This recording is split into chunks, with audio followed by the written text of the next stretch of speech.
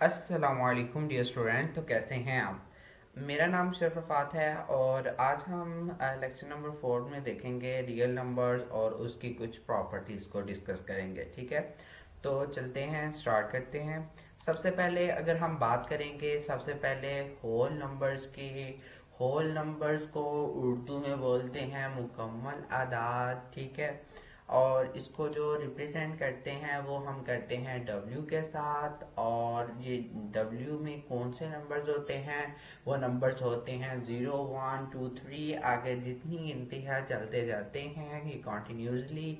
और यहाँ पे जो है ये जो इनको जो डिफरेंस करने के लिए अब जो मतलब जैसे कि ज़ीरो है, ज़ीरो के बाद एक कॉमा लगाया जाता है, ऐसे मतलब हम इसको लिखते हैं 0 1 2 इस तरीके से। ठीक है, और ये जो थ्री डॉट्स जो लगे हुए हैं ये इसको रिप्रेजेंट कर रहे हैं कि ये कॉन्टिन्यूसली है। असल में जो थ्री डॉट्स है ये जो है एक ग्रीक का जो सिंबल है उसका जो क्या लिखेंगे जी, जिसमें उसको बोलते हैं एलिप्सिस बोलते हैं। एलिप्सिस का मतलब ये है सो ऑन। ठीक है, यानी कि चलते जाना कॉन्टिन्यूसली वगैरह वगैरह, मतलब ये चीज़ है। ठीक है, नेक्स्ट अगर हम बात करें नेचुरल नंबर्स की, तो नेचुरल नंबर्स क्या होते हैं?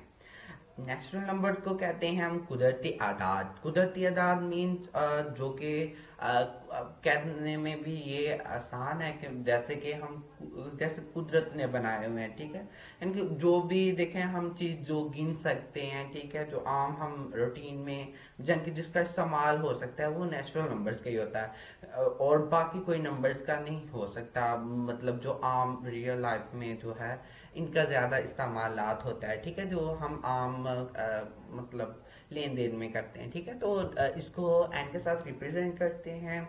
और ये जो नंबर्स हैं ये स्टार्ट होते हैं 1 2 3 4, आगे सो ऑन चलते जाते हैं। और ये याद रहे कि ये जो नंबर्स होते हैं होल नंबर्स और नेचुरल नंबर, उनमें बस डिफरेंस है जीरो का। ठीक है, और दूसरी बात ये भी याद रहे कि ये ना तो नेगेटिव होते हैं, ठीक है, ये ओनली पॉजिटिव होते हैं। ठीक है, ये दोनों ऐसे नंबर्स हैं जो ओनली पॉजिटिव होते हैं। ठीक है, ये आपने ध्यान से इन चीजों को पिक करना है। ठीक है, नेक्स्ट चीज आ जाती है ऑड नंबर्स। ऑड नंबर को उर्दू में हम बोलते हैं ताक आदाद। ठीक है, ताक आदाद। ठीक है, ये ताक शमार। ठीक हो गया। और जो इसको हम डिनोट करते हैं ओ के साथ डिनोट करते हैं। और जो ताकदाद में वो वाले नंबर्स आ जाते हैं जो दो के साथ ज़रब खा सकते हैं या दो के साथ तकसीम हो सकते हैं। और अगर हम बात करें जो इंग्लिश की में, वो ये है कि जो दो के साथ मल्टीप्लाई हो सकते हैं, यानी कि multiple of two and divisible of two. ठीक है, आर नॉट टू। ठीक है, उसको बोलेंगे ऑड नंबर, यानी कि जो दो के साथ ना तो ज़रब खाते हैं ना ही तकसीम होते हैं, वो ऑड नंबर्स होते हैं। और जो दो के साथ मल्टीप्लाई भी नहीं होते और डिवाइड भी नहीं होते वो ऑड नंबर्स होते हैं। ठीक है, नेक्स्ट अगर हम बात करें इवन नंबर्स की, तो इवन नंबर्स वो वाले होते हैं जो इवन नंबर को हम बोलते हैं जुफ्त आदाद। और ये वो वाले नंबर होते हैं जो दो के साथ तकसीम भी हो जाते हैं और दो के साथ मल्टीप्लाई होते हैं। ठीक है, जैसे कि ये जीरो से स्टार्ट होते हैं। अक्सर बच्चे भूल जाते हैं कि ये जीरो से जीरो भूल जाते हैं। ठीक है, बाकी ये दो चार वो याद रखते हैं। ठीक है, और ये भी याद रखना है इनके साथ प्लस माइनस होता है। ठीक है, आपने इन चीज का जो है ख्याल रखना है। ठीक हो गया। और ये जो है दो के जिनके जैसे कि टेबल है इस तरीके से आगे चलता जाता है चलता जाता है। ठीक हो गया। और फॉर एग्जांपल अगर हम मैं बात करूं कि अगर आपको फॉर एग्जांपल एमसीक्यूज या कहीं पे भी आपको इस तरह की फॉर्म में कोई चीज नजर आ जाए, जैसे कि ई की पावर आ जाए जी प्लस के फॉर्म में। ठीक है, ई की पावर प्लस हो, इस तरह का कुछ लिखा हो, तो उसका मतलब ये होगा कि आपने आपके पास जो इवन नंबर्स हैं जो कि प्लस की फॉर्म में, यानी कि आपने उनके साथ फिर माइनस नहीं लिखना, यानी कि ये स्टार्ट होंगे जीरो और फिर हम साथ में लिखेंगे इसके साथ +2। ठीक है, और फिर +4। ठीक है, इस तरीके से ये जो है हमारे पास नंबर्स होंगे। ठीक हो गया। आई होप आपको ये चीज़ की समझ लग रही होगी।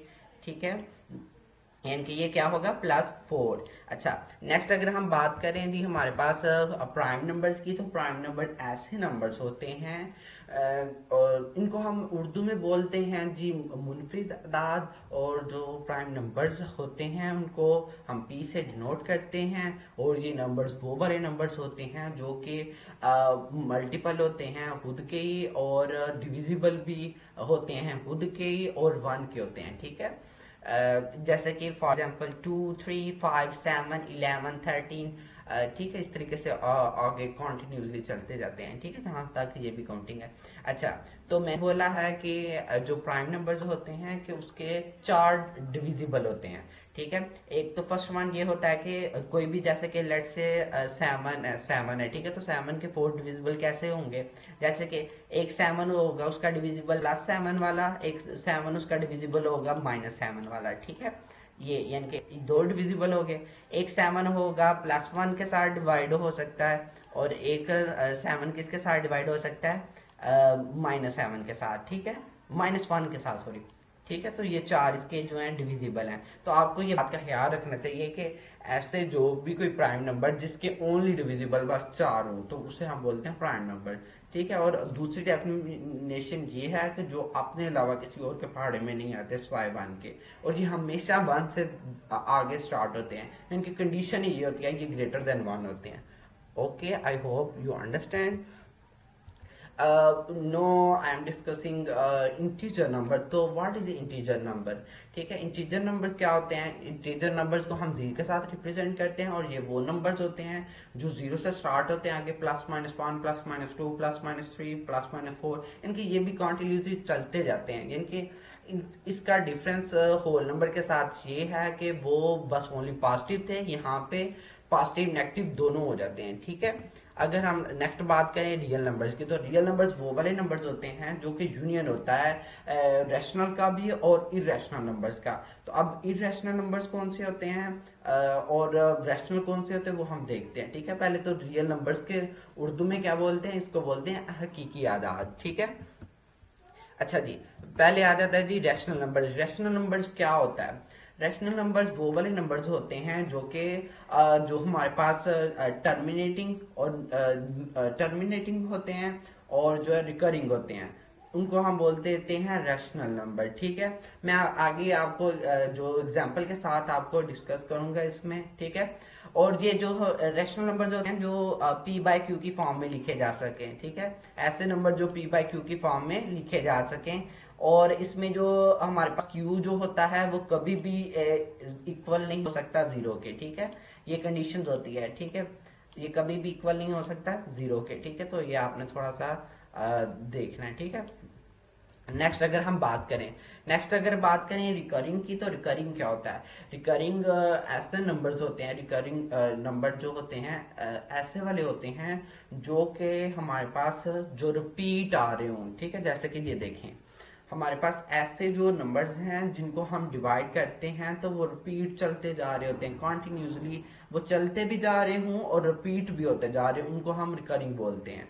जैसे कि फॉर एग्जांपल कोई भी हमारे पास नंबर था, जैसे कि 1/3 है, तो 1/3 को अगर हम डिवाइड करें तो उसका आंसर आएगा 0.33333333, मतलब इतना चलता जाएगा, आप रुक जाएंगे लेकिन वो नहीं रुकेगा, ठीक है, हो गया। तो ये है जी हमारे पास रिकरिंग ऐसे नंबर्स होते हैं जो रिपीट भी हो रहे हों और चलते भी जा रहे हों। और नॉन रिकरिंग वो वाले होते हैं जो ना तो रिपीट हो रहे होते हैं और चलते जा रहे होते हैं, जिनकी ये भी ये अमूमन स्क्वायर रूट वाले फॉर्म में होते हैं, पाई वाली फॉर्म में होते हैं, ठीक है। कोई भी जो है ई की फॉर्म में होते हैं, नेचुरल लॉ, ये जो एक्सपोनेंशियल फॉर्म में होते हैं, नेचुरल लॉ की फॉर्म में होते हैं, लॉ की फॉर्म में होते हैं। इस तरह के जो भी होते हैं ये नॉन रिकरिंग होते हैं, ठीक है। टर्मिनेटिंग क्या होता है? टर्मिनेटिंग वो वाले नंबर्स होते हैं जो कि कह लें कि जो डिवाइड होने के बाद कुछ पॉइंट तक रुक जाएं। जैसे कि ये देखें, हमारे पास कोई भी ये एग्जांपल गिवन है कि मतलब कम से कम ज्यादा से ज्यादा अगर हम बात करें ना, तो 4 डेसिमल तक जो रुक जाए उसे हम बोल देंगे टर्मिनेटिंग, यानी कि जिसका जवाब रुक जाता है। कम से कम मैं ज्यादा से ज्यादा बता रहा हूँ, ठीक है। जैसे कि फॉर एग्जाम्पल अगर हम बात करें 1/2, तो 1/2 को अगर हम डिवाइड करें तो वो जवाब उसका यहाँ तक ही खत्म हो जाता है, यानी कि 0.5, ठीक है। यानी कि ये रुक गया, ठीक है। यानी कि जिसका जवाब आ जाता है पॉइंट्स के बाद जल्दी ही, ठीक है, तो उसको टर्मिनेटिंग बोल रहे हैं, ठीक है। और नॉन टर्मिनेटिंग वो है कि जो हमारे पास जिनको हम डिवाइड कर रहे हैं वो डिवाइड तो हो गया लेकिन वो चलता जा रहा है, ये रिपीट होंगे। इसमें नॉन टर्मिनेटिंग में वो होते हैं कि कोई रिपीट भी हो सकता है, कोई रिपीट नहीं भी हो सकता। ठीक हो गया। तो ये वाले होते हैं क्या लिंक नॉन टर्मिनेटिंग, जिसमें रिपीट हो भी सकते हैं, नहीं भी हो सकते। ठीक है, लेकिन ये चलते जा रहे होते हैं। अच्छा, नेक्स्ट अगर हम बात करें इरेशनल की, तो इरेशनल की पहचान ये है कि वो एक तो ये होता है कि वो जो है रिपीट भी नहीं हो रहा होता और चलता भी जा रहा होता है, यानी कि ये नॉन रिकरिंग होते हैं और नॉन टर्मिनेटिंग होते हैं, उनको हम बोलते हैं इरेशनल नंबर्स। ठीक है, आपने इसमें ये लिखना है, यानी कि जो पी बाई क्यू के फॉर्म में नहीं लिखे जा सके, और इसके बारे में ये बताना है इरेशनल के बारे में कि जो नॉन रिकरिंग होते हैं और नॉन टर्मिनेटिंग। आगे मैं आपको ये दो जो हैं क्या लिखे जी इनके अंदर डिफरेंस है वो बता रहा हूँ। ठीक है, जैसे कि सबसे पहले हम समराइज करते हैं। सबसे पहले हमने पढ़ा था नेचुरल नंबर्स क्या होते हैं। ठीक है, तो नेचुरल नंबर्स वो थे जो 1 से स्टार्ट होते हैं, लेकिन होल नंबर वो थे जो 0 से स्टार्ट होते हैं और आगे चलते जा रहे होते हैं। ठीक है, तो आगे इंटीजर्स में सारे ही आ जाते हैं, जो प्लस माइनस कुछ भी जो भी होता है, और रियल में तो सारी कुछ चीजें आ जाती हैं। रियल में ये दोनों नंबर आते हैं, रैशनल भी आता है और इरेशनल भी आता है, तो इस वजह रियल वाला पार्ट यहाँ पे इंक्लूड मिला के होगा। ठीक है, तो ये रैशनल में वो होता है कि जो कि डिवाइड की फॉर्म में होते हैं। ठीक है, जिनका जो आंसर है जो हमेशा ये होता है कि उनका आंसर जो है मतलब रुक जाता है, और अगर चलता भी जाए तो सेम सेम होता है, वो है इरेशनल की पहचान। लेकिन इरेशनल की फॉर्म की पहचान ये है कि अगर हम इनको कैलकुलेट करते हैं, कैलकुलेटर से कर लें इजीली हो जाएगा। अच्छा, तो वो ये होता है कि वो चलते जा रहे होते हैं, लेकिन जो है वो रिपीट नहीं हो रहे होते। ठीक है, और इसकी पहचान यही है कि स्क्वायर रूट के अंदर कोई भी नंबर लिखा हो तो अक्सर वो जो इरेशनल ही होगा। अगर जैसे कि ये देखें, ये है, ये कैंसिल हो जाता है, इस वजह से ये जो रैशनल नंबर बन गया, क्योंकि ये 4 का स्क्वायर होता है, तो 4 का स्क्वायर क्या 4 का स्क्वायर उसके रूट के साथ काट जाएगा, 3 का कट जाएगा, यानी कि ये 4/3 बन जाएगी। ठीक है, और इसको हम इजीली टैकल कर सकते हैं। इसका आई थिंक जवाब जो है वो 1.5 आ जाता है। ठीक है, तो ये मतलब टैकल हो जाता है, इस वजह से मतलब ये रैशनल है। ठीक है, और ये इरेशनल है। इरेशनल में पाई भी आ जाता है, एक्सपोनेंशियल आ जाता है, लॉग की फॉर्म में आ जाते हैं। ठीक है, तो ये जितने भी होते हैं ये इरेशनल नंबर्स की पहचान होते हैं। ये जितने भी नंबर्स होंगे ये इरेशनल इनका आंसर आएगा। लेकिन कुछ जो डिवाइड करते हैं, तो ये कुछ ऐसे नंबर्स होते हैं जिनका जवाब जो है ना चलता जा रहा होता है, रिपीट भी नहीं होते। ठीक है, तो वो इरेशनल कहलाते हैं। अब अगर हम बात करते हैं इनमें से जो है क्या लेंगे जी, कुछ आपसे एमसीक्यूज पूछते हैं कि आपने बताने हैं कि आया कि ये नंबर्स कौन से नंबर्स हैं। ठीक है, वो आप बताएंगे। ठीक है, जैसे कि सबसे पहले अगर बात करें जो है क्या लिखेंगे जी, क्वेश्चन नंबर 1 ए है कि square root 3 is are dash number, इनके स्क्वायर रूट 3 कौन से नंबर्स हैं। ठीक है, तो वो ऑप्शन नंबर 1 ये है रियल नंबर, ऑप्शन नंबर 2 है नेचुरल नंबर, ऑप्शन नंबर 3 है होल नंबर, ऑप्शन नंबर 5 जो है 4 है प्राइम नंबर। ठीक है, तो अब आपने बताना है, थोड़ा सा सोचना है कि आया कि ये कौन से नंबर थे। तो अभी मैंने बोला था स्क्वायर रूट के अंदर जो जब भी कोई भी नंबर आ जाए तो वो हमेशा क्या होगा, वो होगा इरेशनल नंबर। इनके इरेशनल की पहचान भी यही है कि क्यू डैश के साथ हम उसको डिनोट करते हैं। ठीक है, तो ये इरेशनल नंबर है। तो अब आपको पता होना चाहिए कि तो नेचुरल तो आ ही नहीं सकता कभी भी, इस तरह होल भी तो आ भी नहीं सकता, और प्राइम भी ऐसे कभी भी नहीं हो सकता। ठीक है, लेकिन ये हो सकता है। फिर रियल, रियल क्यों हो सकता है? रियल इस वजह से हो सकता है क्योंकि रियल में रैशनल भी नंबर्स आ जाते हैं और इरेशनल नंबर्स भी अंदर आ जाते हैं। ठीक है, नेक्स्ट अगर हम बात करें कि क्वेश्चन नंबर 1 बी की, तो अगेन यही क्वेश्चन है कि square root 3 is are dash number, तो वो कौन सा नंबर है? ऑप्शन नंबर 1 है रियल नंबर, ऑप्शन नंबर 2 है रिकरिंग नंबर, ऑप्शन नंबर 3 है होल नंबर, ऑप्शन नंबर 4 है टर्मिनेटिंग। तो अब आप बताएं कि मतलब स्क्वायर रूट 3 कौन सा नंबर है। ठीक है, क्या वो रियल है, क्या वो रिकरिंग है, क्या कौन सा? ठीक है, तो सबसे पहले आप पहचान करेंगे रियल में, रियल का मैंने बताया था जिसमें रैशनल और इरेशनल दोनों, यानी कि रियल तो पक्का है ये नंबर, पीछे हमने देखा है। लेकिन रिकरिंग चेक करते हैं रिकरिंग है कि नहीं। तो रिकरिंग अगर हम चेक करें स्क्वायर रूट 3 को सॉल्व करते हैं तो ये आंसर इसका जो चलता जा रहा होता है, चलता जा रहा होता है, मतलब रुकता नहीं है और रिपीट भी नहीं हो रहे होते कुछ जो भी हैं इसके अंदर जो डेसिमल जो होते हैं, ठीक है। तो इस वजह से ये तो रिकरिंग तो बिल्कुल नहीं है। रिकरिंग की पहचान ये है कि जो रिपीट हो रहे हूँ और चलते जा रहे हूँ। होल नंबर वो वाले नंबर्स होते हैं जो जीरो से स्टार्ट होते हैं, तो ये तो कभी भी नहीं आ सकता। टर्मिनेटिंग की यह पहचान है जो कि रुक जाए, यानी कि जिसका कोई जवाब अगर हम सॉल्व कर रहे हैं तो सवाल सॉल्व कर रहे हैं तो उसका जवाब मतलब थोड़ा रुक जाए, यानी कि पॉइंट्स के बाद कोई 2-3 आ जाए तो चल जाए, मतलब इतने तक चलता है, वो टर्मिनेटिंग होता है, ठीक है। तो लेकिन जिस रूट 3 जो है चलता जा रहा है, तो ये हम इससे भी हमें साबित हुआ कि ये क्या है, रियल नंबर है, ठीक हो गया। जिनकी इरेशनल तो है लेकिन रियल है, ठीक है, क्योंकि और कोई ऑप्शन ही नहीं यहाँ पे गिवन। अच्छा, नेक्स्ट क्वेश्चन है क्वेश्चन नंबर 1C, यानी कि क्या कह रहे हैं कि 1/2 इज आर डैश नंबर, यानी कि 1/2 हमारे पास कौन सा नंबर है, ठीक है। तो ऑप्शन है हमारे पास गिवन है, रियल है, रिकरिंग है, होल है या टर्मिनेटिंग है। तो अभी मैंने आपको बताया था कि ऐसा नंबर जो कि रुक जाए वो होता है टर्मिनेटिंग, ठीक है।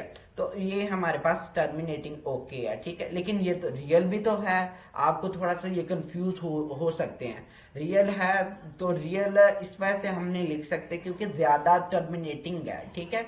रियल तो है ही है लेकिन टर्मिनेटिंग है, तो आपने टर्मिनेटिंग के ऊपर क्लिक करना है, क्योंकि जो है ना और भी तो ऑप्शन है। रिकरिंग रिकरिंग इसलिए नहीं है क्योंकि ये ना तो चलता जा रहा है और ना ही रिपीट हो रहे हैं, ठीक है। होल नंबर तो आ ही नहीं था सकता क्योंकि वो फ्रैक्शन की फॉर्म है, ठीक है। तो इस वजह से ये टर्मिनेटिंग है, ठीक हो गया। नेक्स्ट अगर हम बात करें 1D की, तो वो कह रहे हैं कि एन रिप्रेजेंट कर रहा है डैश नंबर को, यानी कि एन किसको रिप्रेजेंट कर रहा है ये आपने बताना है। तो ऑप्शन 4 गिवन है हमारे पास, एक है रियल नंबर, दूसरा है रिकरिंग नंबर, तीसरा है होल नंबर, फोर्थ वन है नेचुरल नंबर। तो एन रिप्रेजेंट करता है नेचुरल नंबर को, यानी कि absolutely D option is correct, ठीक है। तो अब हम अगर बात करें जो 9th 10th और 11th और 12th के लिए, ये वाले बच्चे आप ध्यान से इसको सुने कि कॉम्प्लेक्स नंबर्स वाला जो टॉपिक है, पहले तो आप ये जान लें कि आपने ये खुद तैयार करना है कॉम्प्लेक्स नंबर्स का। इसका 2 मार्क्स का या 1 मार्क्स के क्वेश्चन जरूर आएंगे आपको, ठीक है, टेस्ट के अंदर, ठीक है। तो इसलिए ये आपका काम बनता है खुद तैयार करना, ठीक है। ये इसमें मैं बताता हूँ कॉम्प्लेक्स नंबर होता क्या, आपको भी आई नो होगा, ठीक है। कॉम्प्लेक्स नंबर को पहचानते हैं हम जी के से, ठीक है, और इसकी स्टैंडर्ड फॉर्म यही है ए प्लस आयोटा बी, और यहाँ पे ए जो है वो रियल पार्ट है और आयोटा बी में से बी जो है वो इमेजिनरी पार्ट है, और आयोटा जो है रिप्रेजेंट कर रहा है इमेजिनरी नंबर को, ठीक है। तो ये होता है कॉम्प्लेक्स नंबर। और आपको पता है आयोटा आता क्यों है, यानी कि हम क्यों आखिर कॉम्प्लेक्स नंबर क्यों आजाद किए गए, ये आप इसके बारे में थोड़ा सा सर्च कीजिएगा, ठीक है। ये आपसे इस तरह का सवाल जरूर आएगा आई थिंक, ठीक है। नेक्स्ट अगर हम बात करें कुलैयर लॉ की, तो अब ये सारे बच्चों के लिए ये जो है रियल की प्रॉपर्टीज भी इंक्लूड है सिलेबस के अंदर, ठीक है। तो ध्यान से सुने, ये हर एक जो जैसे कि सेट्स हो गया, अलजेब्रा हो गया, उसमें ये प्रॉपर्टीज यूज होती हैं, ठीक है। तो इससे ध्यान से सुने, ठीक है। अच्छा, कुलैयर लॉ क्या होता है? कुलैयर लॉ वो होता है कि अगर हमारे पास अंडर एडिशन की पहले बात करेंगे, फिर हम मल्टीप्लिकेशन की बात करेंगे। अच्छा, कुलैयर लॉ ये होता है कि जब भी दो कोई नंबर्स को ऐड किया जाता है तो वो तीसरा नंबर बन जाता है, जैसे कि a plus b is equal to c, ठीक है। तो यहाँ पे जो ये जो उल्टा ए है ये रिप्रेजेंट कर रहा है फॉर ऑल को, इनके तमाम के तमाम, इनके तमाम के तमाम जो ए बी हैं वो कहाँ से लिए गए हैं, रियल नंबर से, ठीक है। ये आर रियल नंबर को रिप्रेजेंट कर रहा है। और अगर हम अंडर मल्टीप्लीकेशन वाली ये प्रॉपर्टीज की चेक करें तो वो क्या होती है, वो ये होती है कि अगर a डॉट बी है उनको मल्टीप्लाई करेंगे तो कोई नया नंबर बनेगा, यानी कि एक कोई भी नंबर हो सकता है, जैसे कि हम वो कह रहे हैं ना, मतलब ए बी आप कहीं से भी ले सकते हैं, रियल नंबर्स होने चाहिए वो, ठीक है। तो हम रख लेते हैं जी 1 और b रख लेते हैं 2, तो 1 को 2 के साथ मल्टीप्लाई करें तो क्या आएगा, 2 आएगा, ठीक है। और अगर 1 को 2 के साथ ऐड करें तो वो आएगा 3, ठीक है। इनके कोई नंबर आ गया ना तो उसको हम बोलेंगे क्लियर ला, ठीक है।